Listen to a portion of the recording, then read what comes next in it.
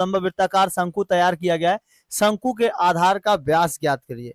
शंकु के आधार का व्यास ज्ञात करना है, तो माना शंकु का अर्धव्यास लिखेंगे, माना शंकु का अर्धव्यास, शंकु का अर्धव्यास x इकाई है।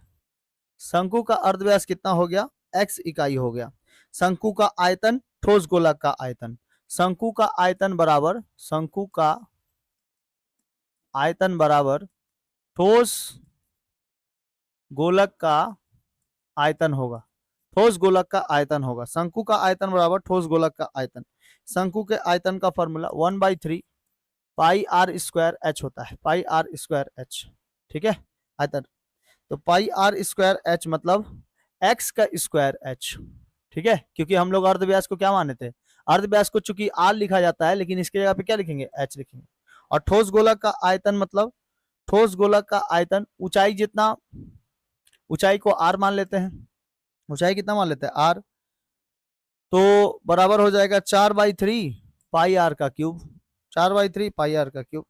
तो एक्स स्क्वायर इक्वल टू क्या मिलेगा, 4/3 इंटू 1/3, 3/1, ये इधर जाएगा तो इंटू हो जाएगा 1/3, 3/1 इंटू पाई आर क्यूब बटा में पाई आर, ठीक है, पाई आर क्यूब बटा में पाई आर।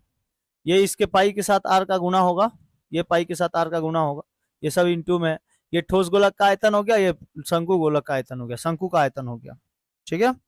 तो कट जाएगा, ये पाई आर का क्यूब है, पाई आर का क्यूब कट जाएगा, कितना बचेगा, 3 से 3 चला गया, एक्स स्क्वायर इक्वल टू हो गया 4/4, और यहाँ पर हो गया पाई से पाई चला गया, आर क्यूब इस पे कुछ नहीं है तो 1 है, ये ऊपर जाएगा तो हो जाएगा 3 में से 1 जाएगा तो आर बचेगा, यानी कि आर का स्क्वायर बचेगा। क्या बचेगा, 4r का स्क्वायर। कैसे, तो r का क्यूब और r का 1, ये 1 ऊपर जाता है तो -1 हो जाता है, तो यहां से हट जाएगा तो बड़ा हो जाएगा r/r का स्क्वायर, 4r का स्क्वायर, ठीक है। तो x स्क्वायर क्या हो जाएगा, 4r का स्क्वायर रूट में x बराबर 2r, x बराबर 2r।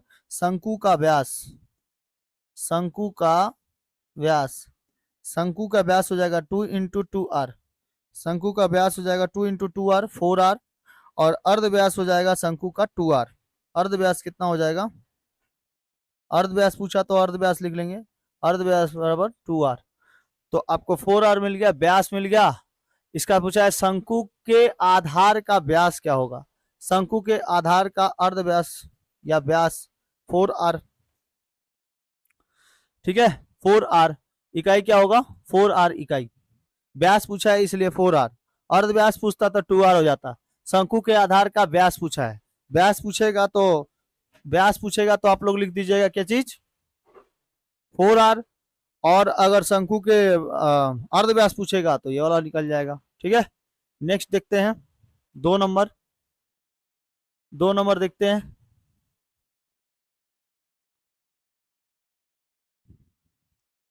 देखिए 2 नंबर, एक ठोस लंबवृत्ताकार शंकु को गलाकर समान अर्धव्यास वाले एक ठोस लंबवृत्ताकार बेलन तैयार किया गया जिसकी ऊंचाई 5 सेंटीमीटर। शंकु की ऊंचाई बताइए।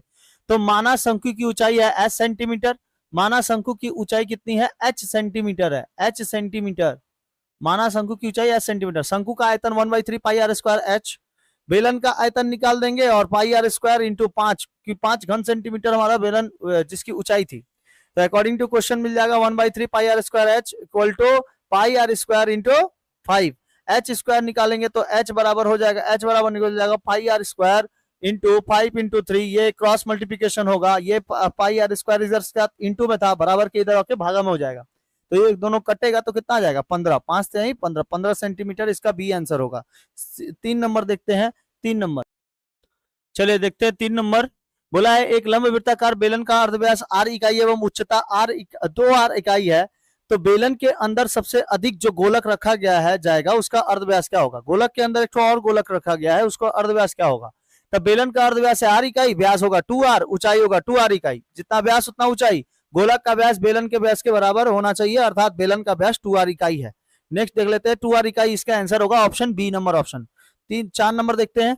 4 नंबर सवाल, r इकाई अर्धव्यास वाले एक ठोस अर्धगोलक से सबसे बड़ा जो ठोस शंकु तैयार होगा उसका आयतन कितना होगा? तो उसका आयतन होगा, अर्धगोलक का अर्धव्यास कितना होता है? r इकाई। अर्धगोलक के बने शंकु का अर्धव्यास r इकाई। ऊंचाई का हो जाएगा, ऊंचाई की इकाई कितना हो जाएगा? r इकाई। तो शंकु का आयतन कितना हो जाएगा? 1/3 pi are square into H, 1/3 pi are square plus R हो जाएगा। तो वहां पे r इकाई को जोड़ देंगे, 1/3 पाई आर का क्यूब, 1/3 पाई आर का क्यूब, इधर प्लस नहीं होगा, इधर इंटू होगा। इधर कितना हो जाएगा? r का इंटू कर देंगे क्योंकि इकाई के साथ ऊंचाई का इंटू। इसके बाद 1/3 पाई आर का क्यूब, तो ये पाई आर का क्यूब ऊपर चल जाएगा, बटा 3 हो जाएगा। ठीक है, तो ये ऑप्शन कितना होगा? डी नंबर ऑप्शन, 4 का डी नंबर ऑप्शन सेम। उसके बाद 5 नंबर हो जाएगा, क्या बोला है? x इकाई लंबी भुजा वाले एक ठोस घन से सबसे बड़ा एक ठोस गोलक काट लेने पर गोलक का अर्धव्यास होगा, क्या होगा? तो घन की इकाई भुजा x इकाई है, अतः सबसे बड़े गोलक का व्यास घन की एक भुजा के बराबर होता है, जिसका मान कितना है? x है। तो अतः गोलक का अर्धव्यास कितना हो जाएगा? x/2 इकाई, x/2 इकाई। अर्धव्यास बोलेगा तो x/2, क्योंकि पैसा 1/2 मतलब x/2। ठीक है, x/2 का इकाई हो जाएगा। तो इसका ऑप्शन हो जाएगा ऑप्शन सी, ऑप्शन सी, 5 का ऑप्शन सी। ठीक है, मिलते हैं नेक्स्ट क्लास में। जय हिंद, जय भारत।